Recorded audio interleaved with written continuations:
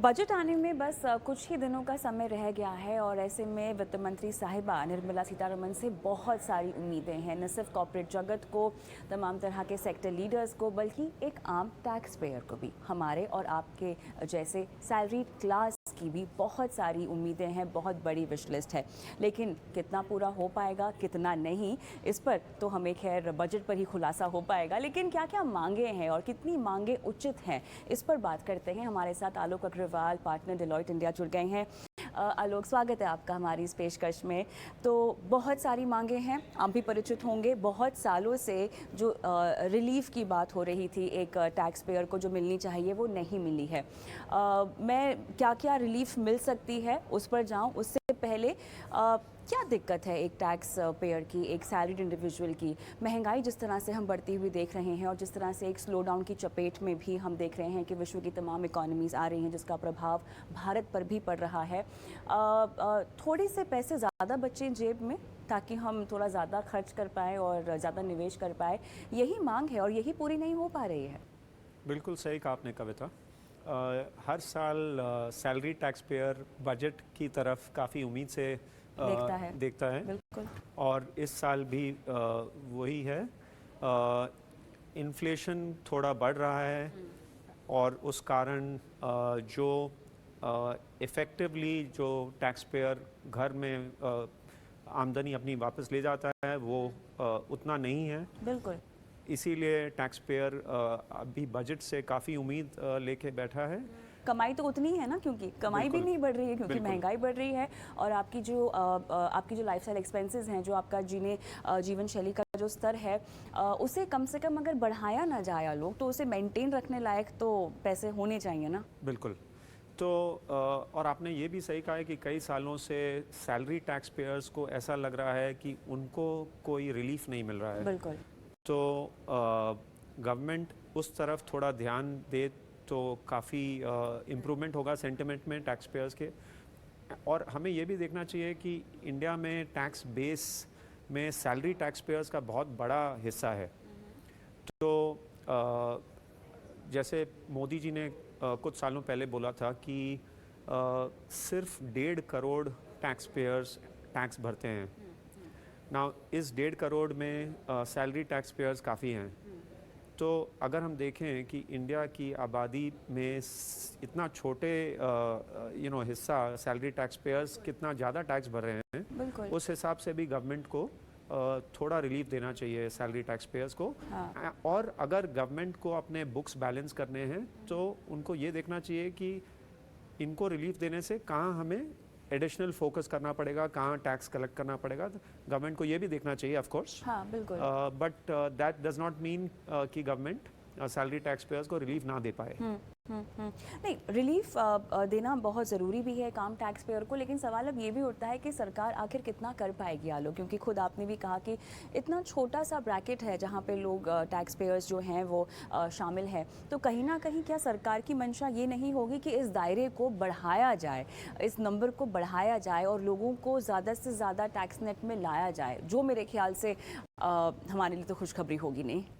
जी, तो बिल्कुल ये गवर्नमेंट का ऑब्जेक्टिव रहा है कि टैक्स बेस कैसे बढ़ाएं। बिल्कुल। हाँ। और शायद बढ़ा भी है वो। हाँ, टैक्स बेस के लिहाज से तो बढ़त हुई है कि यस, बिल्कुल सही, टैक्स बेस तो बढ़ा है। इफ टैक्स रिटर्न्स जो हर साल गवर्नमेंट पब्लिश करती है स्टेटिस्टिक्स, उसमें काफ़ी टैक्स रिटर्न्स और फाइल हो रहे हैं।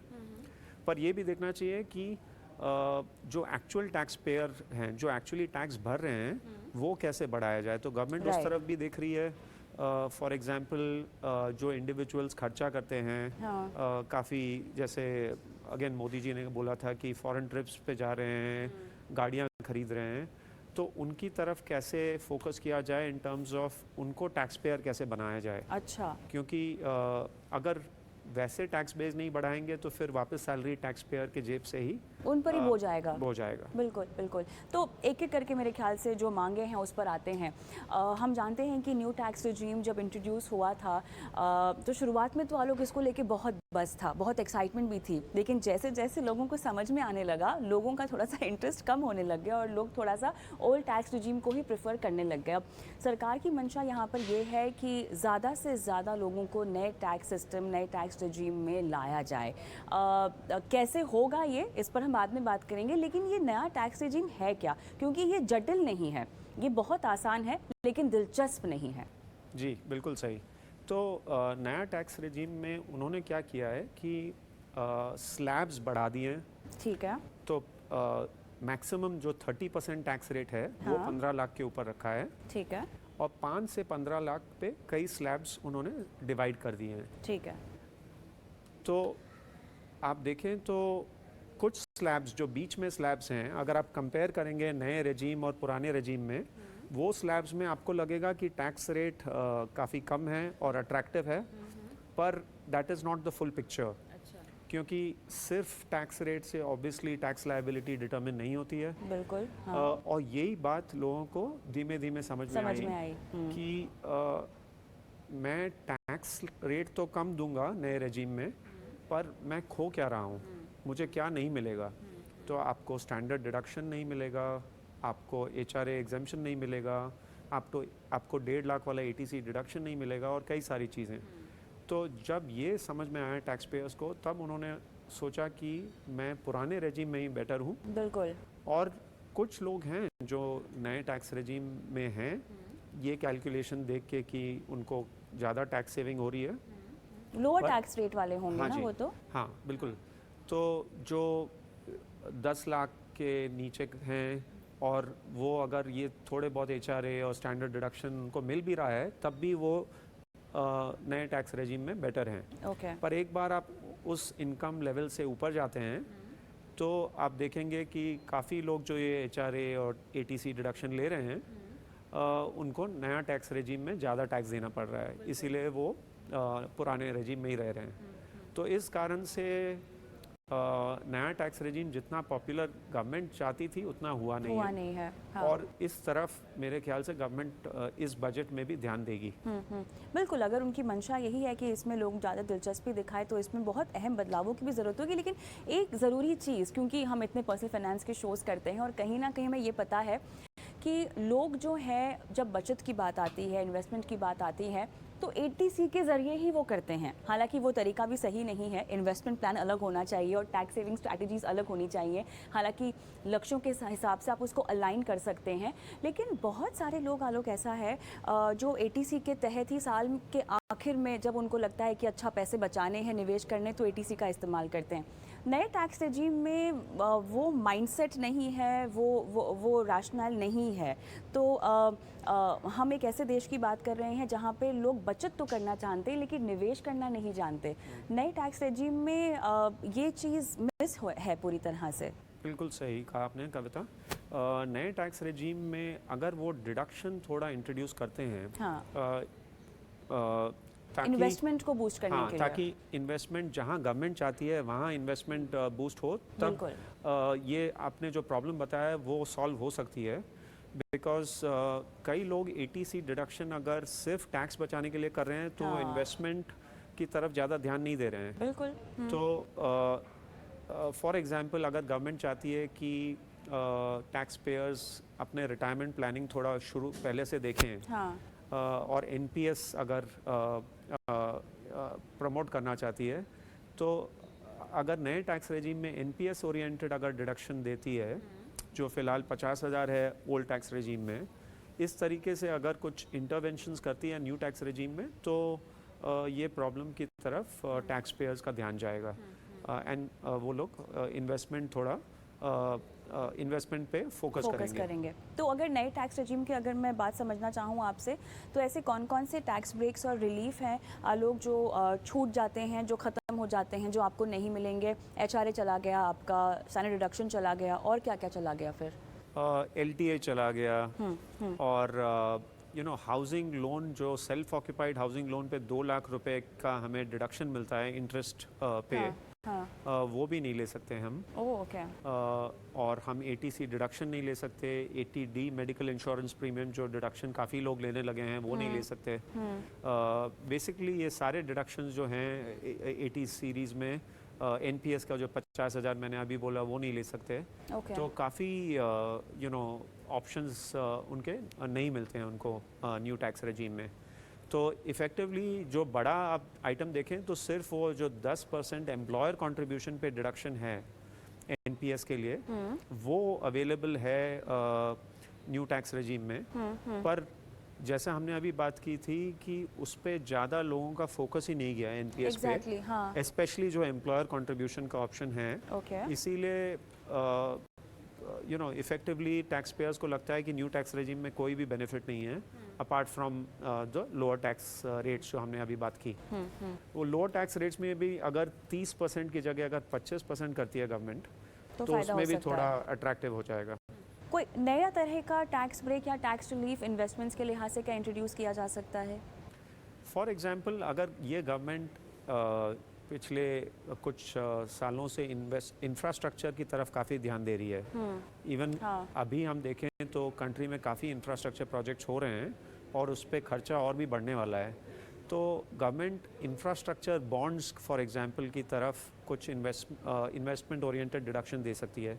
कई सालों पहले ऐसा था, 20,000 रुपये तक का लिमिट था। ऑफकोर्स अब 20,000 बहुत कम हो गया है 2023 में। पर अगर गवर्नमेंट वैसा कुछ डिडक्शन इंट्रोड्यूस करेगी देन इट विल अचीव दोनों पर्पस अचीव होगा, टैक्स पेयर के लिए भी और गवर्नमेंट के लिए भी। ओके तो नए टैक्स रेजिम की तो हमने बात कर ली है, लेकिन अगर हम एटीसी की बात करें या ओल्ड टैक्स रेजिम की बात करें, इसमें तो सालों सालों से लोगों की डिमांड है कि कम से कम एटीसी की लिमिट को बढ़ाया जाए, कुछ और निवेश विकल्पों को एटीसी में शामिल किया जाए। एटीडी को लेकर भी बहुत डिमांड्स हैं, एक एक करके इनकी बात करते हैं। तो अगर हम आलोक ऐसे देखें कि सरकार की मंशा नए टैक्स रेजिम को बढ़ावा देने की ओर है, तब तो एटीसी पे हाथ नहीं लगाया जाएगा, ठीक है, क्लियरली। लेकिन अगर हाथ लगाया जाता है तो ऐसी कौन कौन सी जगह है जहाँ ट्वीकिंग की जा सकती है, जहाँ कुछ फेरबदल किए जा सकते हैं? क्योंकि अभी भी जैसे कि आपने खुद ने कहा कि बहुत बड़ा तबका है जो ओल्ड टैक्स रेजिम को ही प्रेफर करता है, तो कहीं ना कहीं उनके हाथ में कुछ आने की उम्मीद हो जाएगी। सही कहा आपने कविता। अगर हम ओल्ड टैक्स रेजिम देखते हैं तो लिस्ट काफ़ी लंबी है। बिल्कुल, हाँ। स्टार्टिंग विद स्टैंडर्ड डिडक्शन भी लोग कहते हैं कि 50,000 जब आपने दिया तो आपने वो मेडिकल रीइंबर्समेंट निकाल दिया और ट्रांसपोर्ट अलाउंस का एग्जेम्पशन भी निकाल दिया। तो इफेक्टिवली 50,000 में ज़्यादा कुछ बेनिफिट नहीं हुआ। और खर्चे बढ़ रहे हैं आपके, महंगाई आपकी बढ़ रही है। हाँ, तो स्टैंडर्ड डिडक्शन भी विश लिस्ट पे है कि आप उसका लिमिट भी थोड़ा बढ़ाएं। कितना 1 लाख होना कर दें। चाहिए? 1 लाख। हाँ, फिर आते हैं हम लोग HRA एग्जेम्पशन पे। फॉर एग्जांपल अभी HRA एग्जेम्पशन में भी जो लिमिट है वो मेट्रोस की अलग है और नॉन मेट्रोस की अलग है। कैसे? नाउ HRA एग्जेम्पशन में थोड़ा कॉम्प्लिकेटेड फॉर्मूला है, पर जो एक आइटम है वो है 50% of salary. Right. Now that is only for metro cities. अच्छा। इसमें भी गवर्नमेंट ने रीलुक नहीं किया है क्योंकि ये पुराने टैक्स रेजिम में आता है। नाउ द फैक्ट इज कि छोटे नहीं, मेट्रोस का डेफिनेशन थोड़ा चेंज हो गया है इन टुडेज रियलिटी। बिल्कुल। हैदराबाद जैसे जगह में भी इतने सैलरी टैक्स पेयर्स हैं, इतनी बड़ी बड़ी कंपनियां हैं, पर आप उनका HRA एग्जेम्पशन अलग है, मतलब कम है। हाँ। तो वो अनदर एग्जांपल है। फिर आप देखो तो गवर्नमेंट ने जो 2 लाख रुपए का इंटरेस्ट डिडक्शन दिया था हाउसिंग लोन पे, हाँ। अब ये भी जेटली जी ने 2014 में बढ़ा के 2 लाख किया था। अच्छा, तब के बाद से बढ़ा ही नहीं है। हाँ, 9 साल हो गए हैं अभी। और जबकि घर की कीमतें आप देखिए आसमान छू रही हैं। बिल्कुल, घर की कीमतें भी बढ़ गई हैं और इंटरेस्ट रेट्स भी बढ़ रहे हैं हाउसिंग लोन्स पे। तो अगर आप देखें तो 2 लाख रुपए साल भर का इंटरेस्ट कंपोनेंट EMI जो भरता है आदमी, उसके हिसाब से बहुत कम है। तो उसको भी बढ़ाना चाहिए, स्पेशली क्योंकि इस गवर्नमेंट का ये ऑब्जेक्टिव रहा है कि हाउसिंग पे कैसे फोकस किया जाए, और हाउसिंग फॉर ऑल एक स्कीम थी। हाँ। तो कैसे टैक्स पेयर्स को सपोर्ट किया जाए ताकि वो अपना घर खरीद के उसमें रह सकें। इसमें फर्स्ट टाइम टैक्स पेयर्स के लिए भी कुछ था, फर्स्ट टाइम होम बायर्स के लिए भी कुछ था जो कि बदलाव होने चाहिए उसमें। जी, एक अफोर्डेबल हाउसिंग के लिए डिडक्शन था, जहाँ पे अगर आप इंटरेस्ट देते हैं हाउसिंग लोन पे तो वो 2 लाख के अलावा आपको 1.5 लाख रुपए का और डिडक्शन मिलता है, तो ओवरऑल आप 3.5 लाख रुपए का ले सकते थे। ओके। पर उसमें एक क्लॉज था कि आपको वो लोन सिर्फ 2022 तक अलाउड था, ओके। मार्च 22 तक। तो ये भी गवर्नमेंट को एक्सटेंड करना चाहिए, क्योंकि उसके बाद कई लोग हैं जो लोन ले रहे हैं और बिल्कुल। घर खरीदना चाह रहे हैं, पर उनको वो डिडक्शन नहीं मिल रही है। हाँ हाँ। तो इसमें एक्सटेंशन भी करना चाहिए और गवर्नमेंट को वो लिमिट भी बढ़ानी चाहिए, क्योंकि वो लिमिट सिर्फ 45 लाख की थी शायद। और कविता आप एग्री करोगे कि 45 लाख घर के लिए बहुत छोटा भी नहीं अमाउंट है, है। बिल्कुल। इवन टीयर 1 टीयर 2 सिटीज़ में इससे ज़्यादा घर की कीमत हो गई है। तो अफोर्डेबल हाउसिंग के लिए भी गवर्नमेंट को देखना चाहिए, और रेगुलर इंटरेस्ट डिडक्शन जो 2 लाख का है उसमें भी ध्यान देनी चाहिए।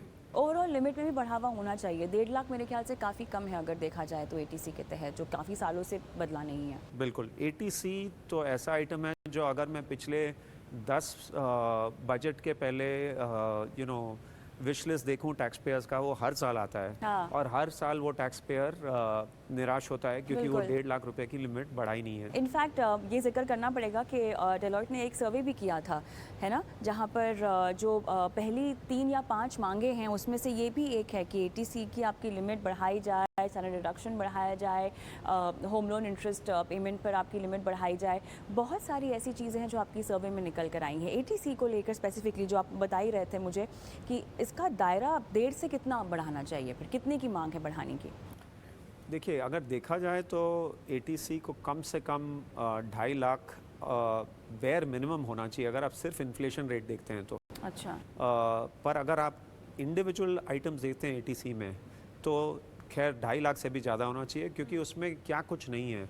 उसमें आपका प्रोविडेंट फंड है, एम्प्लॉयर प्रोविडेंट फंड है, हाँ। उसमें पब्लिक प्रोविडेंट फंड है, उसमें सुकन्या समृद्धि है, उसमें ट्यूशन फीस का डिडक्शन है, उसमें Life principal on housing loan repayment, principal जो कंपोनेंट है वो है, लाइफ इंश्योरेंस प्रीमियम है।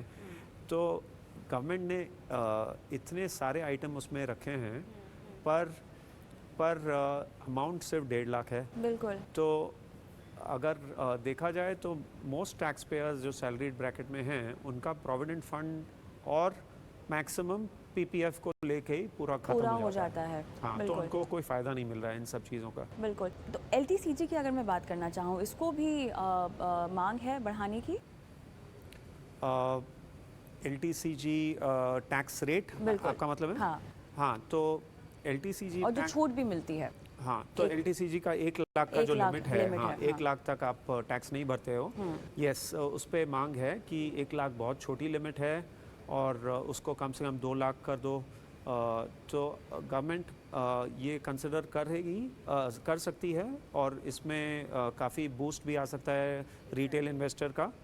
पर जैसा मैंने कहा, वो टैक्स कलेक्शंस पे इम्पैक्ट भी देखेगी। हाँ। कि अगर जो एडिशनल थ्रेशोल्ड का वो एग्जेम्पशन दे रही है, उसमें उनका टैक्स लॉस कितना होगा। एग्जैक्टली। तो अगर उसको बैलेंस करना है तो मे बी 12 महीने का 2 साल, और फिर ये लिमिट भी बढ़ा दे, तो may be it's a balancing game जो गवर्नमेंट देखेगी। एनपीएस की बात करते हैं। देखिए, रिटायरमेंट की जब भी प्रोडक्ट्स की बात होती है तो कोई नहीं चाहता कि उनके हाथ में जो पैसे आए रिटायरमेंट के वक्त उस पर भी टैक्स लगे, क्योंकि वो आपकी सालों की जमा पूंजी है और वो आपको टैक्स फ्री मिलनी चाहिए। लेकिन एनपीएस, हालांकि उसको रिटायरमेंट टूल की तरह पिच किया जा रहा है, आए दिन हम इस प्रोडक्ट में नए नए तरह के एडिशंस देखते हैं, इसको इन्वेस्टर फ्रेंडली बनाने की पुरजोर कोशिश की जा रही है। एटीसी की बात करें, एटीसीसीटी की बात करें, आपको टैक्स छूट भी मिल रही है निवेश करने पर। लेकिन विड्रॉल की अगर हम बात करें तो यहाँ पर जो एक टैक्स का पेज है वो कहीं ना कहीं निवेशकों को डिस्करेज करता है इसमें पैसे लगाने से। इसको और कितना फ्लेक्सिबल, लचीला और इन्वेस्टर फ्रेंडली बनाया जा सकता है टैक्स के लिहाज से? श्योर कविता जी, तो बेसिकली एनपीएस गवर्नमेंट का फोकस एरिया रहा है कई सालों से। बिल्कुल रहा है। और गवर्नमेंट ने थोड़े बहुत स्टेप्स लिए हैं इसको अट्रैक्टिव करने के लिए। जैसे एटीसीसीडी में 50,000 रुपये का डिडक्शन जो मैंने पहले बोला वो इंक्लूड किया था। हाँ। वो अगर डिडक्शन भी बढ़ा दिया जाए, हाँ। तो उससे काफ़ी individual salary tax payers attract होंगे एनपीएस में इन्वेस्ट करने के लिए। अभी फ़िलहाल जो सूरत हाल है आमदनी अठन्नी खर्चा रुपया, उसमें हम यही उम्मीद करते हैं कि सरकार कुछ ऐसे ऐलान करे जहां पर एक आम टैक्स पेयर के हाथ में न सिर्फ थोड़े से पैसे बचें बल्कि वो अपने निवेश प्लानिंग को लेकर थोड़ा सा आगे बढ़े और अपनी ओवरऑल फाइनेंशियल लाइफ में आगे बढ़े। बहुत बहुत धन्यवाद आपका इस खास पेशकश में शामिल होने के लिए। इसी के साथ मुझे भी इजाज़त दें। नमस्कार।